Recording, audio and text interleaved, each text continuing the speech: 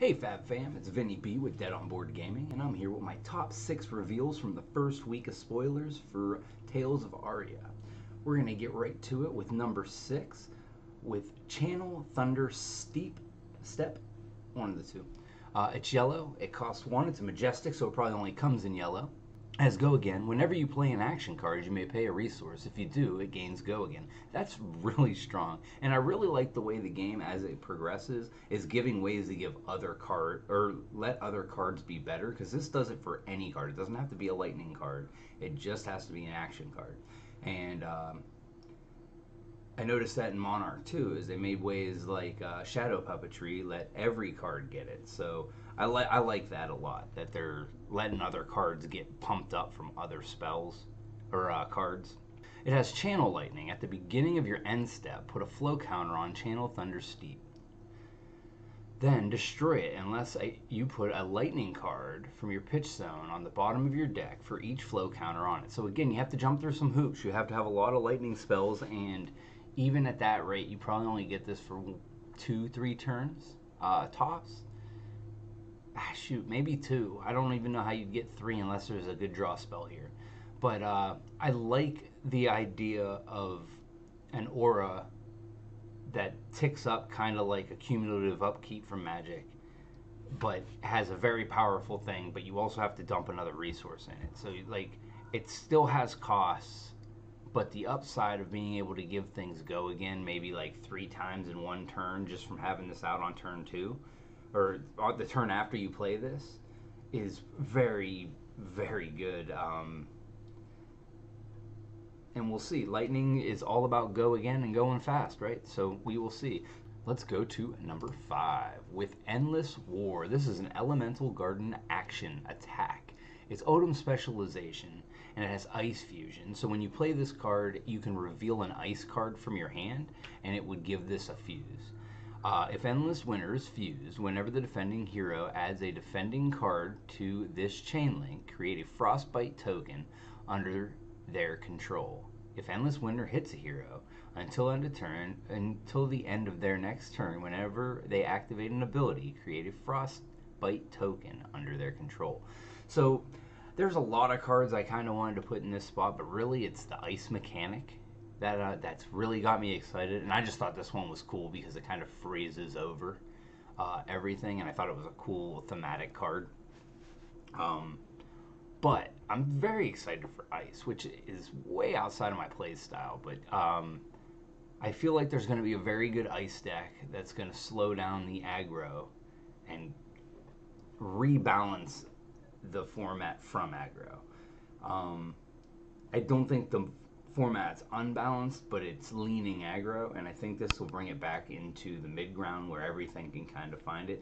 I like it. I'm not worried about it. There's some people worried that this mechanic's too good. That Ice is too good, but I don't know. I could see it being okay, especially with Oldheim, which I haven't shown. Well, you're not seeing this, so I'm going to put them right here.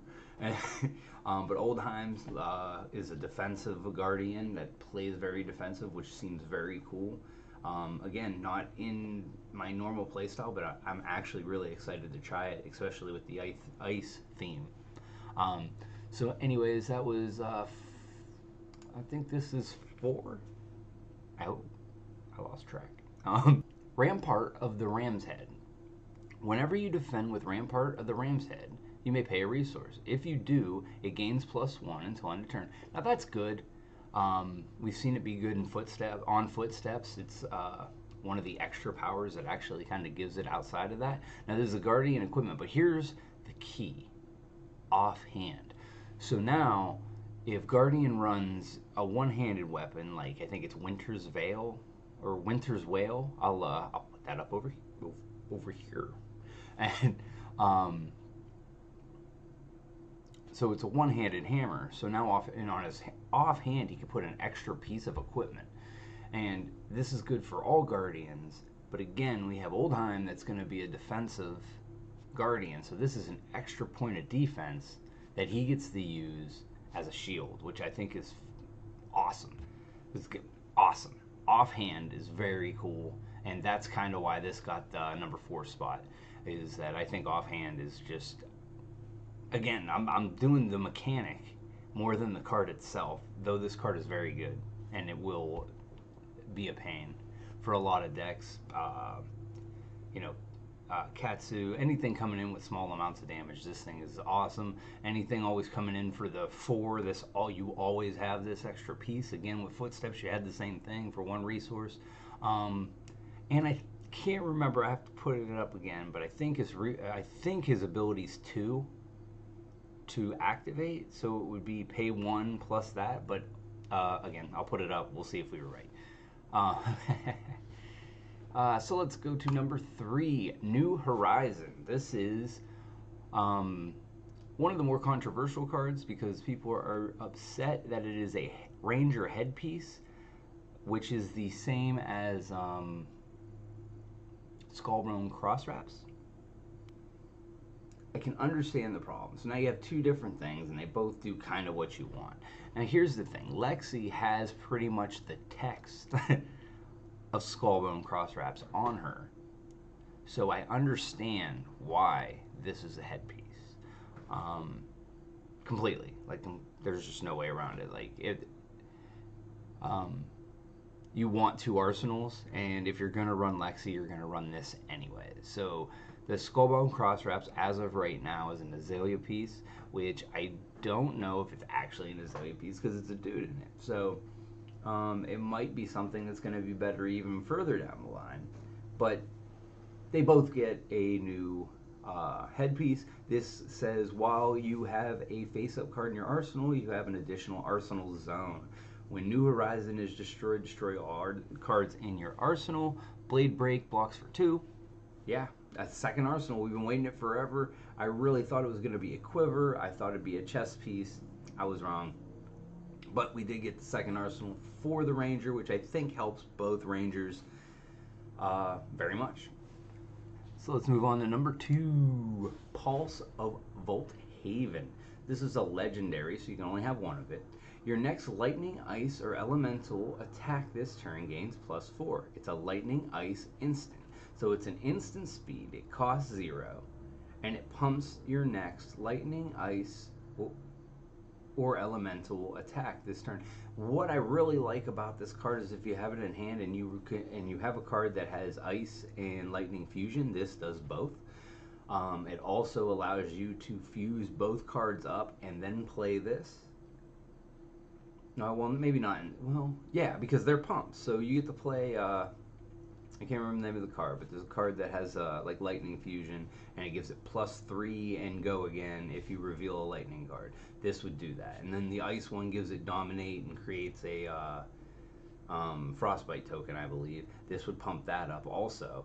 So you would get to play your pump, show this, play this, pump again, and now you're swinging for 7 plus whatever it is. Let's call it 5. That's for 12 with whatever effects you have on it. I think this card is very, very, very good, and we'll see if I'm right.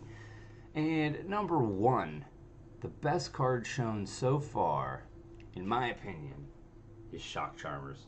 Shock Charmers has an instant speed for 2. The next time an attack action card you control hits a hero, it deals 1 damage to them. Has Spell Void 2. Now the reason this is so good is it's at instant speed, so you can wait to see if you're gonna hit, and before damage, you get to add another 1. It's an instant speed and it's not a once per turn.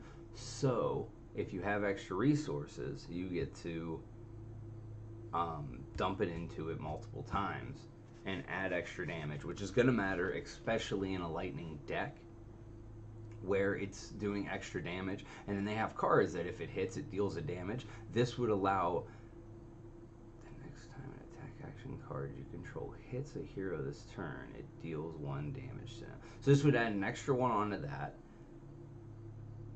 Wait, the next time an attack action card you control hits a hero this turn, it deals 1 damage to them. Now my question is, when you deal damage and then the card deals another damage, would that pump that also? Or no, because it says next time, it doesn't matter, right? The next time an attack, okay, so never mind. So you wouldn't be able to pump both, but it gives you an extra thing. It's kind of like an extra arcane damage.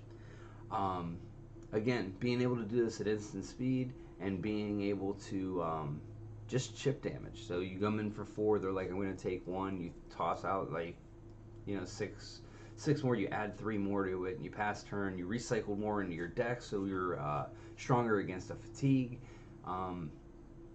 It's a very threatening card, guys. So, anyways, let me know what you guys think. What did I miss? What am I wrong about? I'd love to know what you guys think. Let me know down below. Isn't that what you do on YouTube? And also, don't forget, you can catch us every Thursday about 7 o'clock Eastern. We go on, we play some different games. We play Fab. We play Fab every Thursday. Sometimes the beginning, sometimes the end. And then we try to sprinkle in some dead games or some other games. And when bigger events are around, we really kind of lock down on Fab. So, again, I appreciate you guys. And as always, thank you for being the best community in gaming. We'll see you guys next time.